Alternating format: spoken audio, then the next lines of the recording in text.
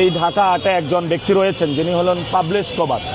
আমরা নাম শুনেছিলাম পাবলো এসকোবারের নাম, যিনি কার্টেল কিং ছিলেন। এখানেও একজন পাবলো এসকোবার রয়েছে। যারা এখানে পাবলো এসকোবার রয়েছে, যত শক্তিশালী হোক না কেন, আমরা তাদেরকে আইনের আওতায় নিয়ে আসবো ইনশাল্লাহ। অনেক বিধবা বোনেরা রয়েছেন, তারা অনেক সমাজে কষ্টে দিনাপিতাপাত করছেন, তারা কাউকে কিছু বলতেও পারতেছেন না।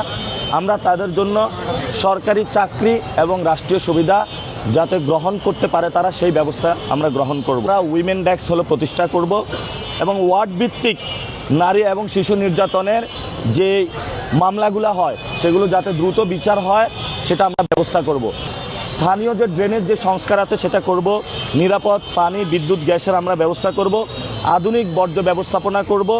সবুজ এবং খোলা জায়গা সংরক্ষণ করে সেখানে আমরা পার্ক বা বিনোদনের ব্যবস্থা করব, যাতে আমাদের মেন্টাল এবং সাইকোলজিক্যাল অবস্থা ভালো থাকে, যাতে আমরা ক্রিয়েটিভিটির মধ্য দিয়ে কাজ করতে পারি।